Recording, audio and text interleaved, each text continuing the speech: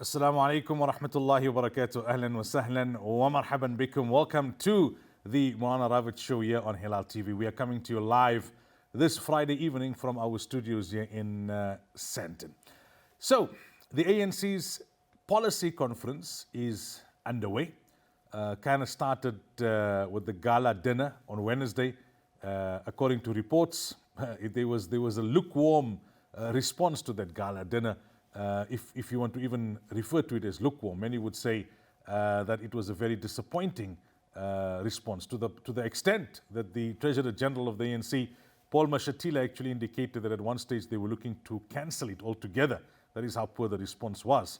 That and those kind of events are meant to generate revenue for the party, and the party is struggling financially. They are struggling to pay staff.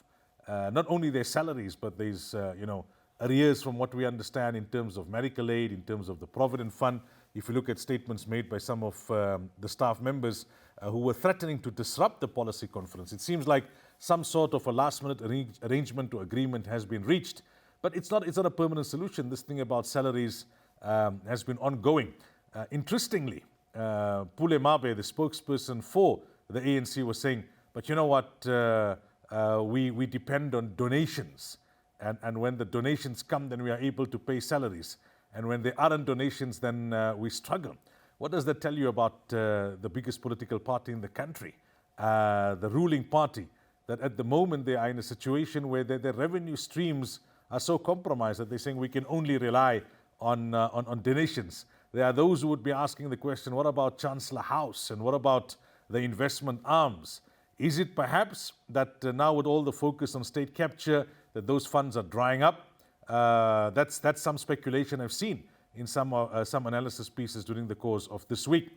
Now, the policy conference itself, there's a lot of things that they are going to discuss. I think there were 10 policy papers that they released. If you look at media reports, all the focus seems to be on that one about the step-aside rule, where the Limpopo province and the KZN province are asking for that to be reviewed. Unfortunately, what happens with the policy conference, and we've seen this with the policy conference ahead of the 2007 elective conference, you almost find the factions kind of taking the policy discussion in such a direction that it's more about the factional battle than the policy itself. So if a particular party wants something, or a particular faction wants something, the other faction would oppose it. This year, the policy conference is quite close to the actual elective conference. Normally, it kind of starts with the General Council, which happens midterm. So if you look at 2005, you saw already there were indications that a lot of the policies were being rejected simply because they came from the Thabo Mbeki faction. And that gave you an indication that the Zuma faction was in ascendancy, and that's exactly what happened in 2007. Right, come 2010, you saw that it was pretty much one-way traffic because Zuma had a stronghold on the party, and that reflected in the 2012 elective conference where he won by a landslide. Come 2015, you saw there was a lot of resistance to the policies pushed by the Zuma faction, and that was an indication that there was a great degree of pushback towards all the scandals that surrounded him at the time. And in 2017, you saw that the candidate he had chosen to support did not win, and it was still Ramaphosa that came through. So many are looking at it from that perspective to see which faction would have the upper hand. The policies don't get confirmed now. They debate it. So these papers have been circulated, and this time they've been sharing it with the media as well. Some good stuff in there, to be honest. Whether that will actually become official policy or not is a different matter. Whether the substance of it will be constructively debated is a different matter. But it will only get adopted at the elective conference in December. This is to give it an opportunity for the branch representatives to debate it. Now, whether you support the ANC or not, whether you vote for them or not, whether you vote at all or not, there are consequences to the policies that the ruling party of the country chooses to adopt or not to adopt. And that's why, as South Africans, we should have an interest, and we should take an interest in what's happening there. I can understand low levels of enthusiasm from the citizenry because the track record seems to suggest, and this is what Thabo Mbeki himself was criticizing last week when he said, we have these policies, we talk about these policies, but how many of these policies are being implemented? Well, the step-aside policy has been implemented to some extent, right? You saw with Ace Magashule sector, that's why it's become such a a bone of contention. Maybe at some point, as we continue with our political analysis in the coming months, moving towards the elective conference, we will talk about, get a more comprehensive analysis from an expert, from an analyst, in terms of their policies from 2015, 2017 to now. To what extent have they implemented their own policies? But that's the big news story of the week so far, and that will be the big news story going into the weekend. Unfortunately, we saw again that rape story dominating headlines a couple of weeks ago. It was the killing in the Tevens. That's just what it is these days in South Africa. Radio Islam had interviewed Baki Qele at the policy conference earlier today. He was saying, well, we've made the arrest. We can't all the time be proactive, but we're trying to put in place mechanisms to ensure that these things don't happen all that often. Right, time for a break. When we come back, we are now going into where we've entered the last day of the 1443 Hijri calendar. The moon was not sighted according to UXA's statement. So we go into the 30th of Dhul Hijjah, but tomorrow evening, inshallah, will then be the 1st of Muharram. And we talk about the Islamic perspective to the new Hijri year, the new Hijri month. That's what Moulana Yusuf Patel, the Secretary General of UXA, after this break, inshallah.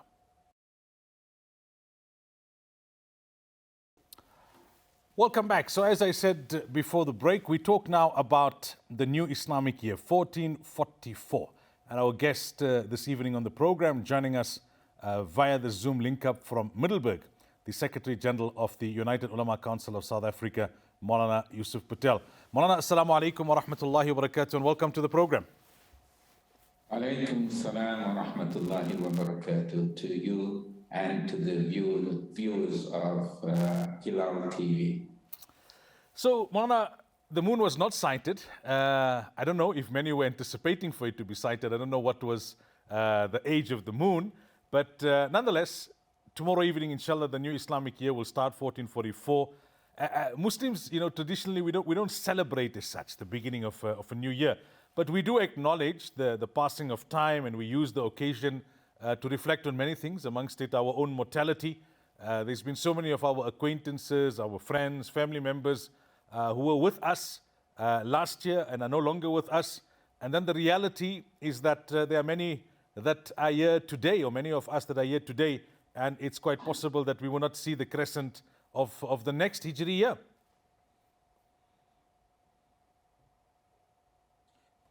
Bismillah ar-Rahman ar-Rahim. Nahmaduhu wa nusallim ala rasulih al-kareem, amma ba'd. Yes, it is true that as Muslims, we do not traditionally celebrate the beginning of a new year.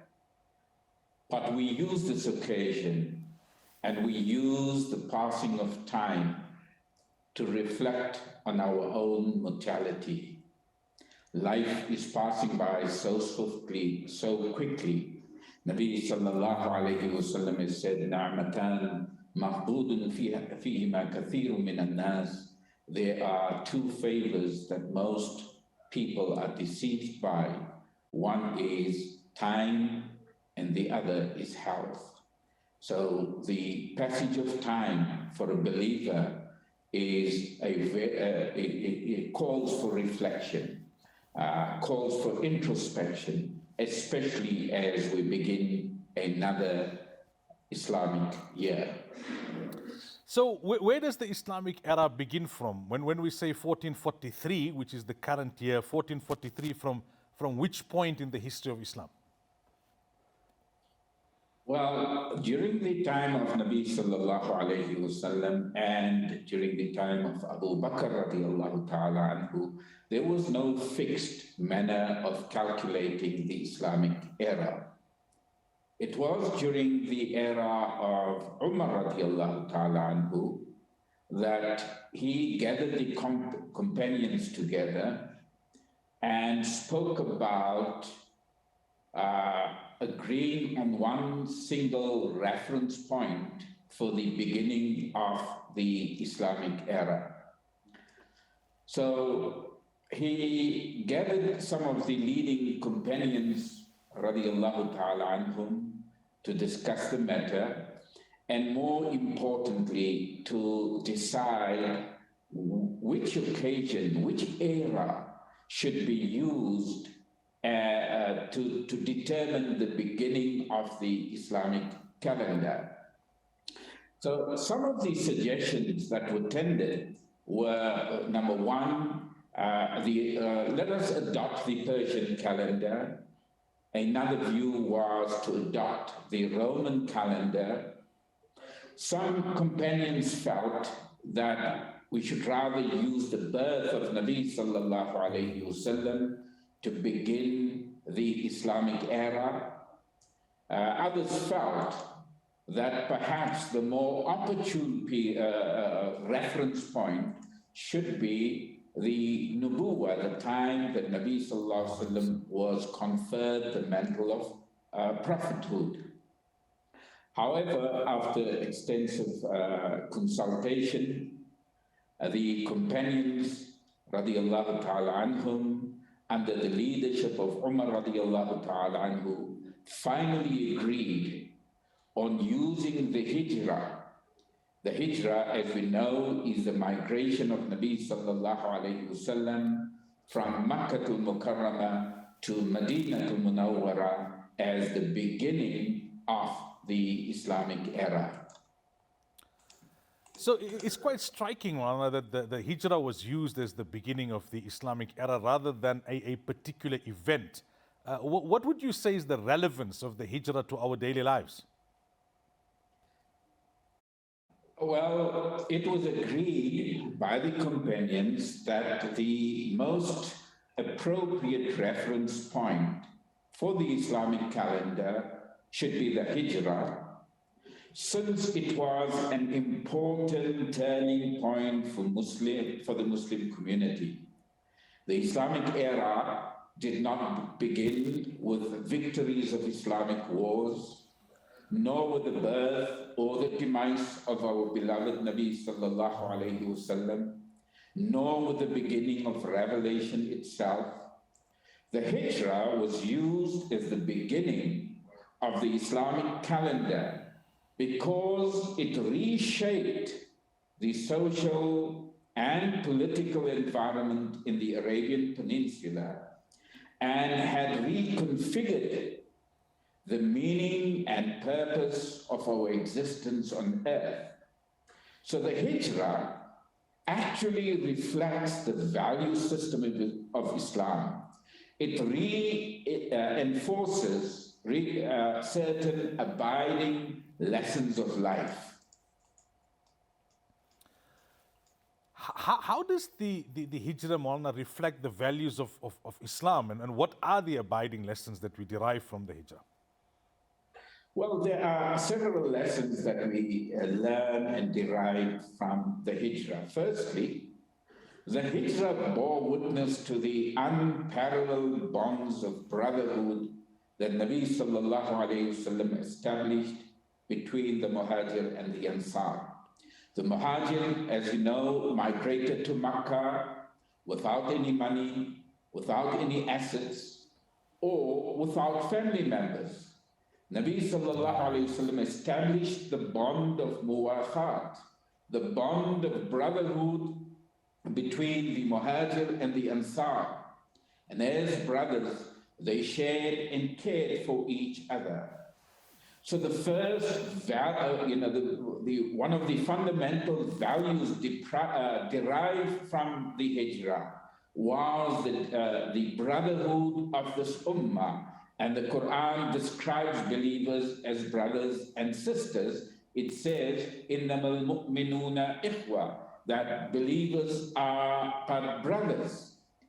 So that's the first part of the value system, the first lesson we learn from the Hijra, how Nabi sallallahu alayhi wasallam brought together total strangers and created a bond that was so intense that the Quran says, Inna alladhina amanu, those who believe, wahajaru, and those who made the Hijra, wajahadu bi amwalihim wa anfusihim fi sabilillah, and they strove in the path of Allah with their wealth and with their very persons. Walladhina awaw, and those that gave them asylum, meaning in Madinah al-Munawwara, أُولَٰئِكَ بَعْضُهُمْ أَوْلِيَاءُ بَعْضٍ.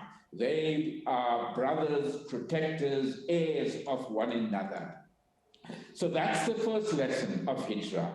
The second is that from the Hijra, we learn that there's a daily migration. We need to be making Hijra on a daily basis. Nabi sallallahu alayhi wa sallam has said, Al-Muhajir man hajara ma nahallahu an, that a muhajir, a migrant, is one who migrates from what Allah has prohibited. So Hijra is a reminder that migration has to take place on a daily basis. We have to migrate from that which is wrong. We have to migrate from vice, from hurting one another, from temptation, from unlawful places or gatherings, and from our wrongful desires. We must remember that Hijra takes place physically, emotionally, and spiritually. Allah has blessed each one of us with a reservoir of will, with a reservoir of power and determination to make that Hijra on a daily basis. Thirdly, the Hijra reminds us that Islamophobia is as old as Islam itself. It was precisely because of Islamophobia that the Hijra took place. The lesson we take from Hijra is that as a believer, you are going to be tested because of your Iman. The Quran says, أَحَسِبَ النَّاسِ أَن يُتْرَكُوا أَن يَقُولُوا آمَنَّا. Do people think that they will be left to say, we believe, and they will be not tested? But we have certainly tried those before them, and Allah will surely make evident those who are truthful, and He will surely make evident those who are false. So the Hijra is a reminder that Islamophobia is as old as Islam itself. Fourthly, Hijra is a reminder that life is a struggle, which believers will always be subject to sacrifice. There can be no worship without sacrifice. Allah gives the hardest battles to His strongest soldiers. The people, Nabi sallallahu alayhi wa sallam has said, Al-Anbiya'u ashaddu bala'an. The people who face the most difficult tests were the prophets, then the righteous, then those who follow them, and then those who follow them.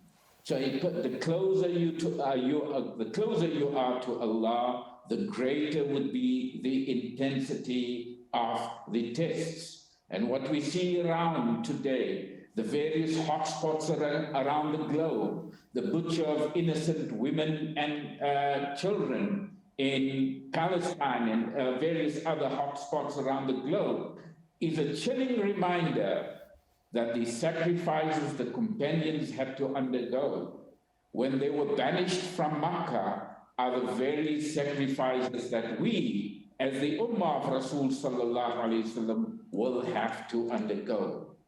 Fifthly, Hijra reassures us that we should never lose hope. What seemed to be a cruel, merciless persecution of Muslims that led to the eventual migration of Muslims from Makkah and who had to eventually settle in Madinatul Munawwara, this migration actually planted the seeds for the conquest of Makkah. So we don't always comprehend or understand the wisdom of what befalls us. Allah knows what is best for us.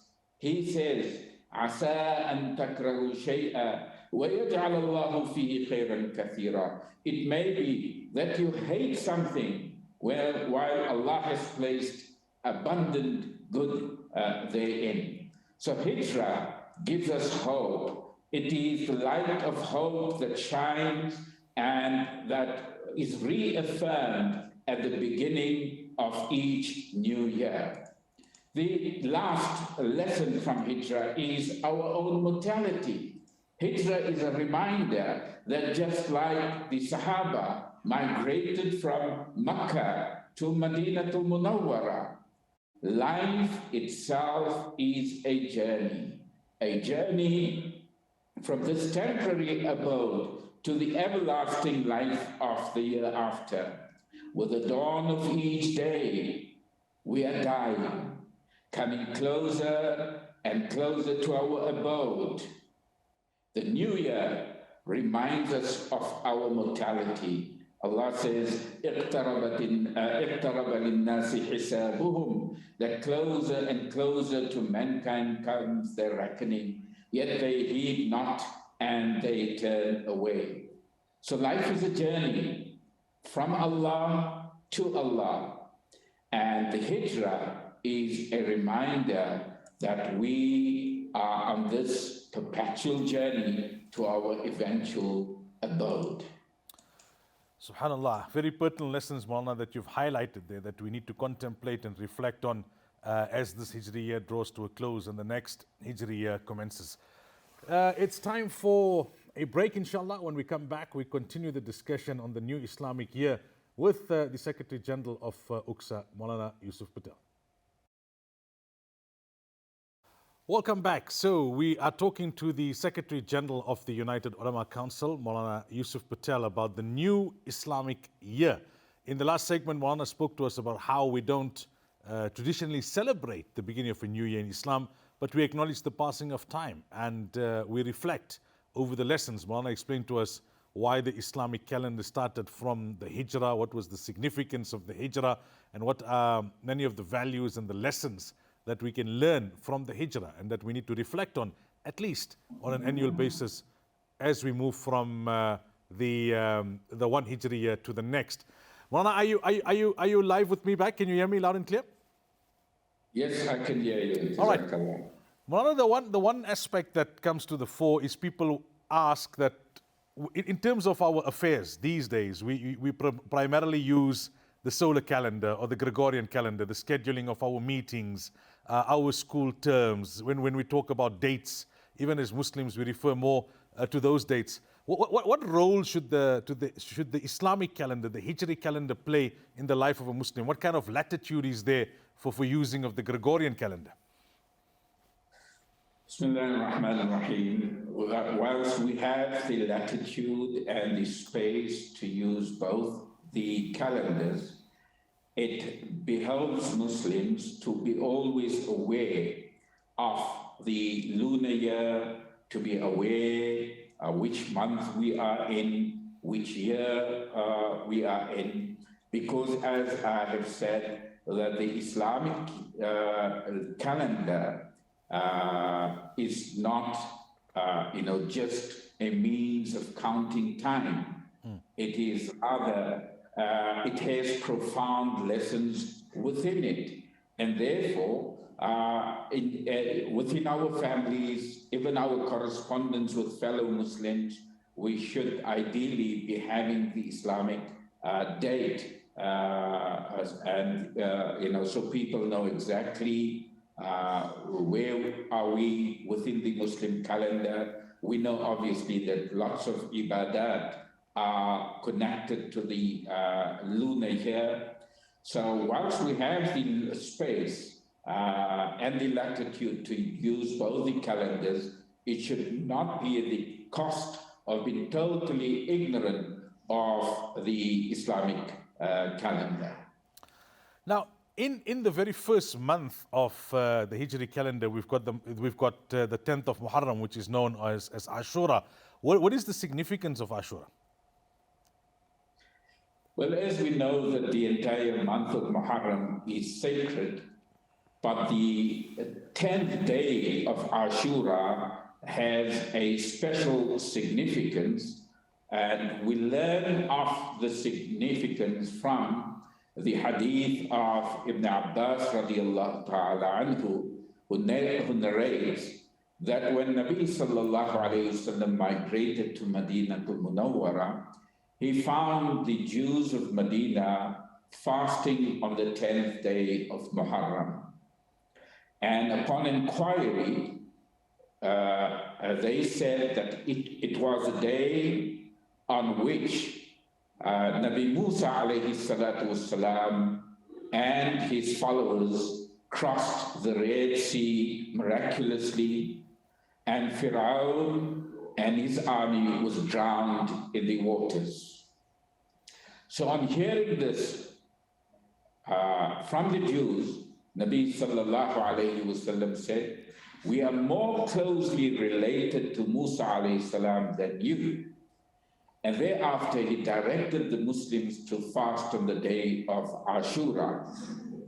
So the significance of Ashura is derived from the miraculous splitting open of the sea for Musa alayhi salatu wassalam and his followers, and it's a reminder of how a despot, a tyrant, a tyrant who called himself God was drowned in the waters of the Red Sea. So that's the first significance of the Ashura. Ashura comes from the word Ashar, the 10th day of Muharram. There's another hadith narrated by Imam Ahmad where Nabi sallallahu alayhi wasallam commanded us to fast a day before or a day after Ashura. So we remember and commemorate the miraculous opening of the sea by fasting on this day. And thirdly, the third significance mentioned by Nabi sallallahu alayhi wasallam is that he who expands spending on his family on the day of Ashura, Allah will be generous towards him for the entire year. So one is to fast on the day of Ashura, if we can. And number two is to expand the provisions for our family on this day. And it will attract the barakah and the blessings of Allah for the entire year. One of the very famous scholars, Ibn Uyayna, says, we have tested this for 50 or 60 years, and we have not found anything except good. And that is referring to spending generously on the family on the day of Ashura. So from an Islamic perspective, the Ashura goes back to the miraculous, opening of the sea and the drowning of Pharaoh and his people. What we should be doing is fasting either a day before Ashura or a day after Ashura. And thirdly, to expand provision for our families on this particular day. What lessons do we derive from Ashura, Moulana? Well, Ashura is a reminder that even though the Ummah currently seems to be between the sea and the advancing army of Pharaoh, overwhelmed, it may seem doomed, and it may seem that we are heading for humiliating destruction, we can prevail. We will prevail if we are prepared to make the Hijra, if we are prepared to migrate from the darkness of vice, from our compelling or enslaving temptation to the submission of Allah, we will prevail. So Ashura gives us, serves enormous hope for this Ummah, even though we may seem so helpless and hopeless at this stage. And secondly, while the splitting of the sea is in itself amazing, what is more amazing is the trust and the reliance that Musa alayhi salatu wasalam had placed in Allah as he stood in front of the sea. He did not look at the sea. His followers looked at the sea and the sea in front of them, and they claimed, "Inna lamudrakun," that we are now doomed. We are going to be overtaken. We have the sea in front of us and the advancing army of the enemy behind us. But the response of Musa alayhi salam is very telling. He said, Kalla. He said, nay, indeed with me is my Rabb, and he will guide me. So Musa alayhi salatu wasalam did not look at the sea in front of him, did not look at the army behind him, but he looked at the being that controlled the sea before him. He looked at the being that controls the destiny of the enemy behind him. And he knew that if Allah is with me, none can prevail. And therefore, Nabi sallallahu alayhi wasallam has narrated, told us in a hadith, "Ana inda dhanni abdi," that I am as my servant thinks of me. If you think of Allah as a compassionate, merciful, forgiving Allah, He will treat you with compassion. He will treat you with forgiveness. He will treat you with mercy.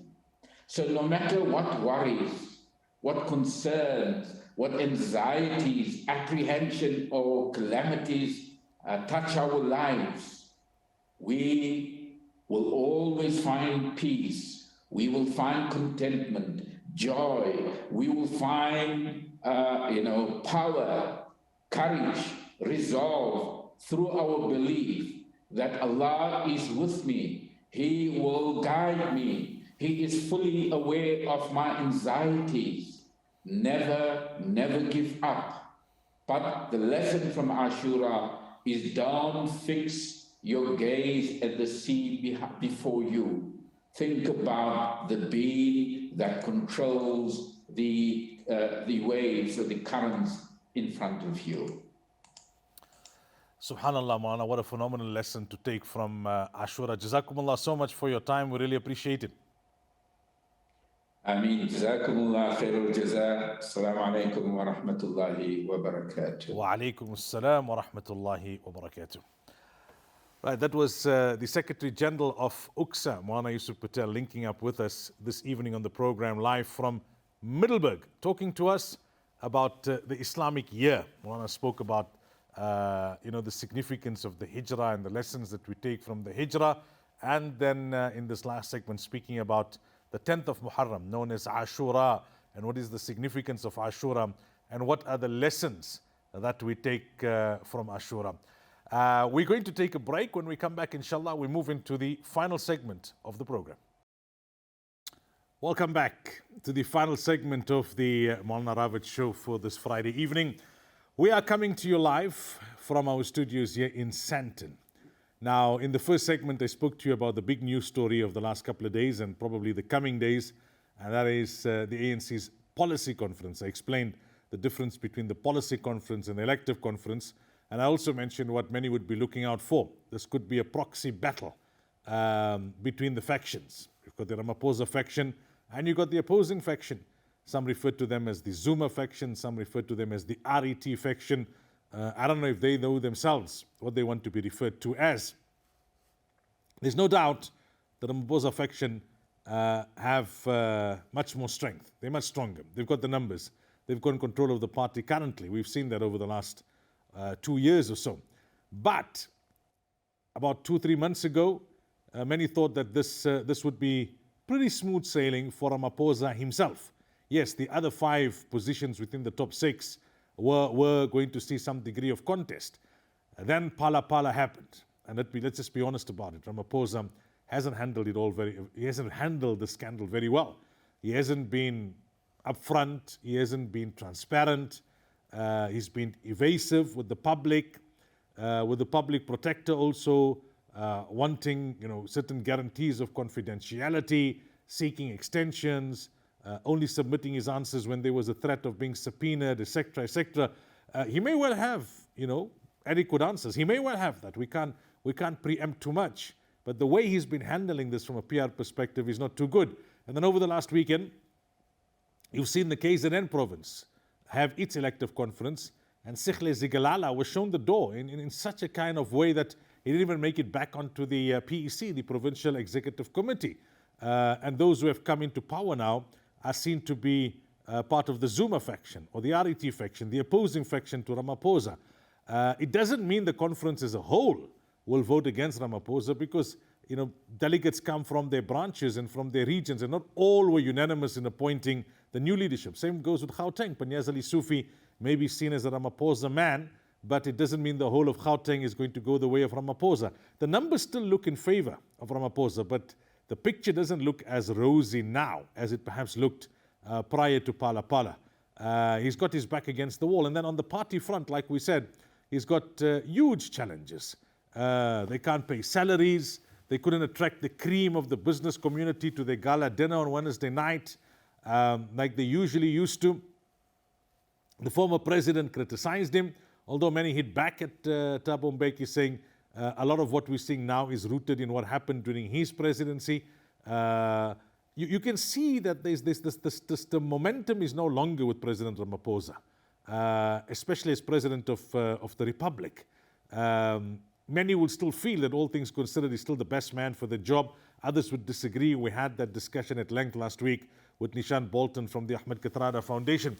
But keep an eye on the policy conference, whether they actually end up discussing those policies, which have some substance when you look at it on paper, constructively, or whether it just becomes, more of a factional thing. I don't know. It could possibly be the latter more than the former. It will only get finalized at the elective conference in December. They discuss now, but they don't finalize now. But the way the discussion goes will give you an indication. Whether you support ANC or not, whether you voted for them or not, whether you vote or not, they are the ruling party, and these things do have relevance in terms of the politics of our country.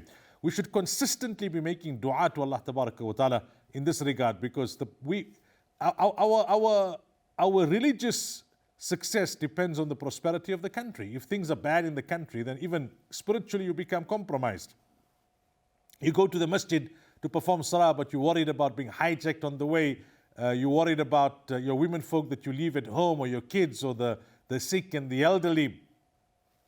You cannot even enjoy the spiritual bounties of Allah, and you cannot even worship in the way that you would want to when things are so compromised in the country. This is a beautiful land of ours. We can't give up. Like Moulana said, you can't look at the sea in front of you and the Pharaoh's army behind you and give up. You've got to look at Allah. Allah controls everything, and miraculously a situation can open up. But you cannot wait for a miracle, right? Musa alayhi salam had to then, upon the instruction, take the stick and strike the water. So whatever guidance we are given by our leaders, by our scholars, we need to adopt that guidance, and we need to make an effort that then results in the control of Allah. So that was a few thoughts in this last segment, picking up from what I said in the beginning. Just a few thoughts flowing from what Moulana had spoken about, Moulana Yusuf Patel. As the Hijra year draws to an end, is also a time for us to reflect, right? Each one of us, there's a decreed year, Hijra year, in which we will have to leave this world. And the passing of each Hijra year is bringing us closer to the decreed year. So we are all coming closer and closer to our graves. We need to remind ourselves daily about death. Nabi sallallahu alaihi wasallam had said, when you wake up in the morning, don't take it for granted that you will see the evening. And when you wake up in the evening, or when you sleep in the evening, don't take it for granted that you will see the morning. So that's the thing that we should take from there. The other thing is this, that we should also do a bit of a spiritual stock take, right? At the end of the business year, you do your financial audit. At the end of the calendar year, as we know it, you get your school results. At the end of the spiritual year, we should take our own stock before our stock will be taken in the grave, and say, right, what's my year been like? Take out the time over the weekend and say, right, how do I assess my year spiritually? What are the positives? I thank Allah Tabaraka wa Ta'ala for it. What are the shortcomings? I seek forgiveness from Allah Tabaraka wa Ta'ala for those shortcomings. And then how do I make the coming year better than the year that preceded it? 1444 must be a better year than any of the years prior in my life. That's how a Muslim ought to approach. Every year must be better than the year that passed. Every month must be better than the month that passed. Every week must be better than the week that passed. Every day that must be better than the day that passed. Because we live only on average 65 years. We don't have too much time. 65 years is not a lot of time. Ask people who are at the age of 65. There's so much more they want to do. There's so much that they wish they could have done or should have done. There's so much regret over wasted opportunities and over moments that did not yield any constructive result. Excuse me. So, make it count. It's the end that counts, right? So if this is to be our last year, and we ought to approach every year as if it ought to be our last year, every month, every week, every day, actually every salah. I was speaking about this last night when we have our weekly dhikr program in the masjid on Thursday nights, that Nabi Sallallahu Alaihi Wasallam told us, perform every salah as if it is your farewell salah. Until we're not going to get ourselves into that spiritual mindset where I perform every salah as if it is my final salah. I don't take the evening for granted in the morning. I don't take the morning for granted in the evening. That's when you truly become productive. Today everyone is talking about productivity. The best way to become productive is by living with this consciousness that this could be my last Hijri year, this could be my last month, this could be my last week, this could be my last day, this could be my last morning, this could be my last evening, this could be my last salah, because one day it will inevitably be the last. Also at the beginning of the Gregorian year, you know, all companies do their SWOTs and then they do a plan for the year ahead. They have a to-do list, they have a vision, etc., etc. Similarly, at the beginning of the Hijri year, it's a good opportunity. I'm not saying there's any religious instruction in this regard, but it's a good opportunity to look at our spiritual goals. We should be reviewing our spiritual goals all the time. But when you do a stock take, now from the stock take, you must now plan for the year ahead. Right? This is what I want to achieve. I want to improve my salah in this particular way. I want to improve my level of recitation of Quran in this particular way, my dhikr, my akhlaq and character, my do's and don'ts, my bad habits.